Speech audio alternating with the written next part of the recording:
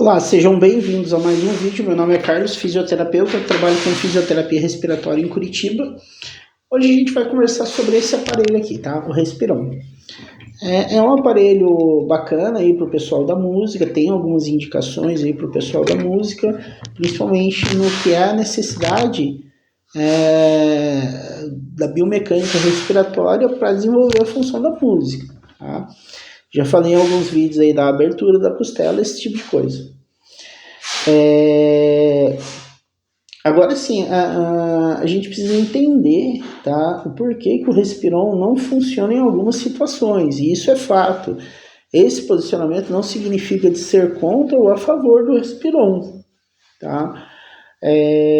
Mas o motivo básico, assim, para ter muitas manifestações contrárias ao uso do Respiron é justamente por ele ser um recurso baseado em incremento de volume e dependente de fluxo de ar, tá? É um princípio básico para se usar o Respiron seria o paciente ter fluxo de ar, tá? Ou a pessoa ter fluxo de ar. Por que os cantores utilizam de uma forma bem bacana o Respiron e eles entendem que o Respiron é um recurso muito importante para a atividade deles? São pessoas que têm muito fluxo de ar. O fluxo inspiratório de um cantor, de um músico, instrumentista, ele é muito alto. Tá? Então, torna a execução do Respiron para esse grupo de pessoas se torna até relativamente fácil, tá? Porque não é um recurso dependente de fluxo. Já isso não acontece nos pacientes principalmente nos pacientes com doença pulmonar obstrutiva crônica, isso não acontece, tá? Já é um paciente que ele tem uma limitação de volume e limitação em fluxo de ar maior ainda, essa é a característica da doença, tá? E eu vejo às vezes algumas, digamos assim, gambiarras para ter uma adesão ao uso do Respiron. Elas até certo ponto são válidas, tá? Mas assim, questionáveis. Então, recente eu estava vendo aí os vídeos do YouTube, né? Em um canal aí, acabei vendo um artifício, né? Então, a pessoa lá provavelmente não é fisioterapeuta, tá? Se for fisioterapeuta, talvez tenha uma formação generalista, mas assim, usava o Respiron dessa forma aqui, né? Então, foi no nível 0.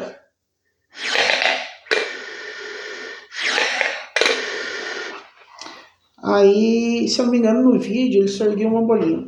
Daí eu falei, pô, tá difícil, né? Então vamos facilitar aqui. Ele tirava o bocal, ele tirava esse bocal do Respiron e começava a usar o recurso sem o bocal.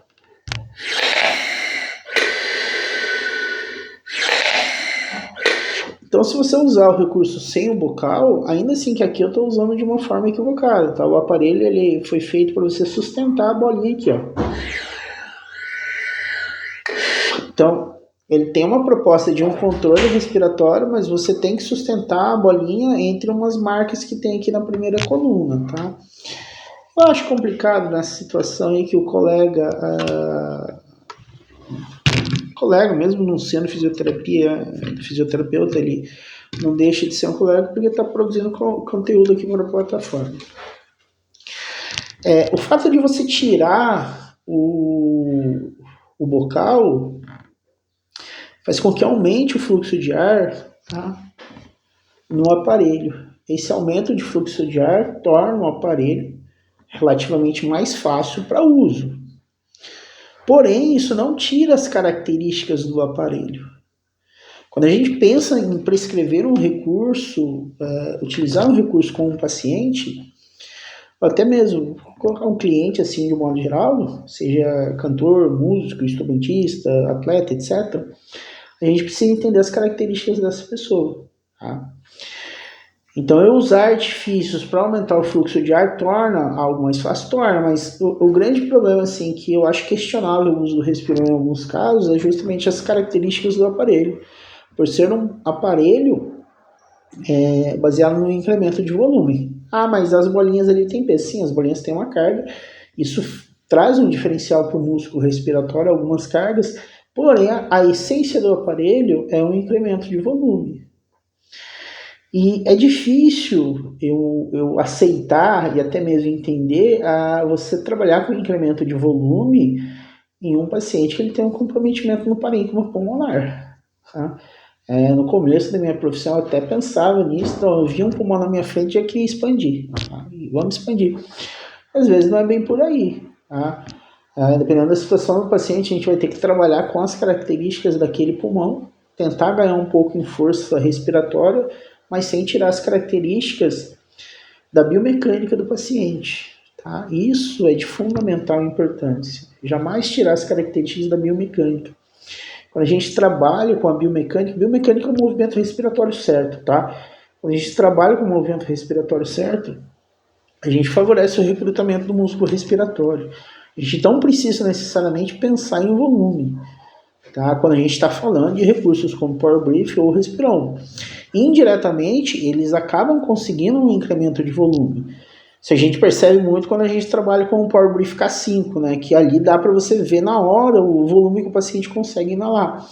Mas quando eu estou lidando com um paciente com fibrose pulmonar grave, ou mesmo paciente com doença pulmonar obstrutiva crônica, mesmo ali no recurso do Power Brief K5, você vê que chega num topo de volume ali que além daquilo você não consegue mais.